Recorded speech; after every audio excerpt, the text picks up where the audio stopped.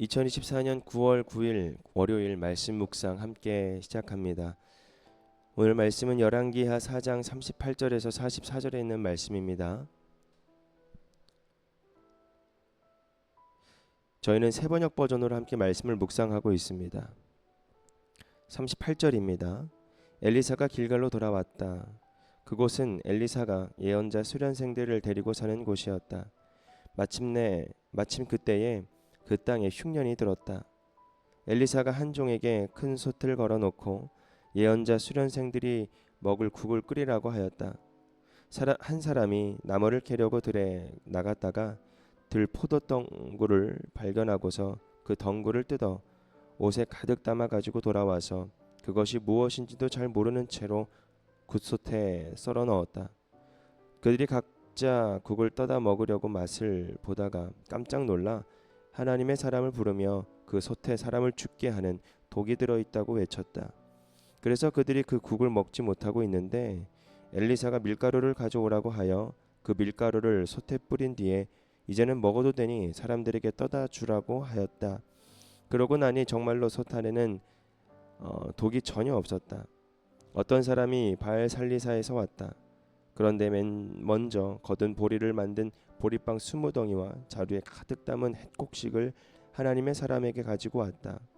엘리사가 그것을 사람들에게 주어서 먹게 하라고 하였더니 그의 시종은 100여 명이나 되는 사람들 앞에 그것을 어떻게 내놓겠느냐고 하였다. 그러나 엘리사가 말하였다. 사람들에게 주어서 먹게 하여라. 주님께서 말씀하시기를 먹고도 남을 것이라고 하셨다. 그리하여 그것을 100여 명이나 되는 사람들 앞에 내놓으니 주님의 말씀처럼 사람들이 배불리 먹고도 남았다. 아멘. 오늘 흉년에 베푸신 만찬이라는 주제로 함께 말씀을 묵상합니다. 엘리사가 길갈로 갑니다. 근데 그곳에 예언자 수련생들을 쉽게 말해서 이제 전도사님들을 데리고 사는 곳이 있었다라는 것이죠. 기숙사라고 우리가 생각을 하면 좀 이해가 될 것 같습니다. 근데 그때 마침 그 땅에 흉년이 듭니다. 여러분, 흉년은 참 삶을 힘들게 만듭니다. 그리고 생활도 힘들게 만들고 관계도 힘들게 만듭니다. 때로는 누구를 만나기도 힘들고 어려운 상황 속에서 홀로 그 시간을 보낼 때도 너무나도 많습니다.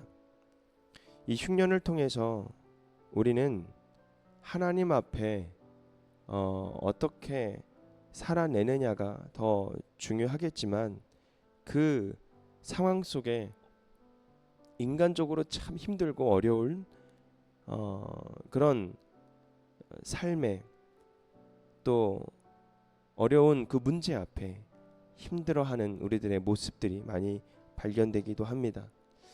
저희들의 삶도 그랬죠. 그리고 저희 부모님도 그랬고 지금도 정말 힘들게 살아가시는 분들이 너무나도 많습니다.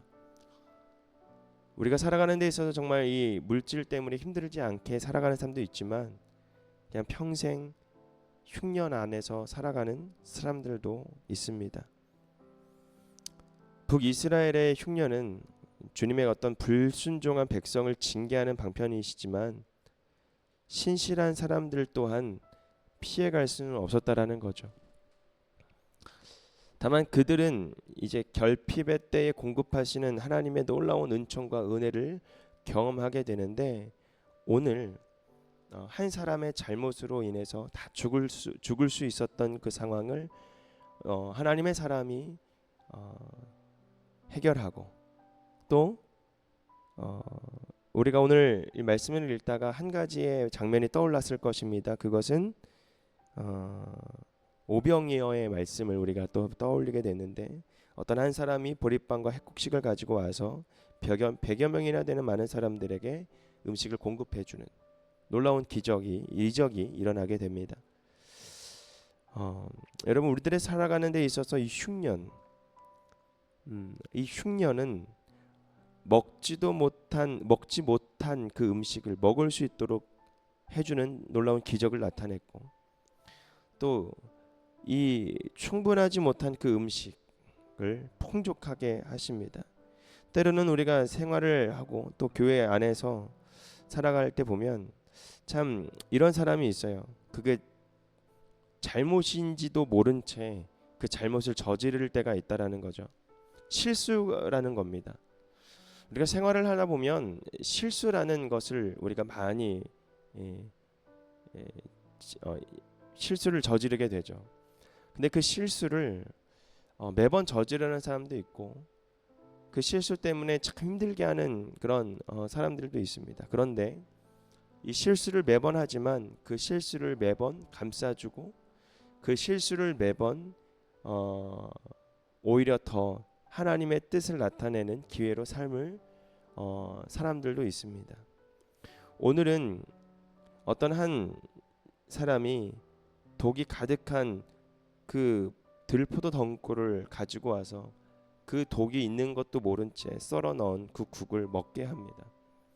그러나 먹어 보았더니 그것이 독이 든 음식이라서 하나님의 사람 이 엘리사를 부르게 됩니다. 그런데 이 엘리사의 모습에선 그것을 보면서 깜짝 놀라는 것이 아니라 어떻게 합니까? 바로 조치를 취하죠. 밀가루를 가져오게 하고 그 솥에 뿌립니다. 그러면서 독을 제거하고 그리고 먹게 하십니다. 사람은 누구나 실수를 하게 되고 사람은 누구나 그 실수로 인해서 많은 사람들을 힘들게 할 수도 있습니다. 그러나 그 실수를 품어주고 그 실수를 기회 삼아 많은 사람들에게 오히려 더 큰 은혜를 나눌 수 있는 그런 하나님의 놀라운 이적을 발견할 수가 있습니다. 여러분들은 어떻습니까?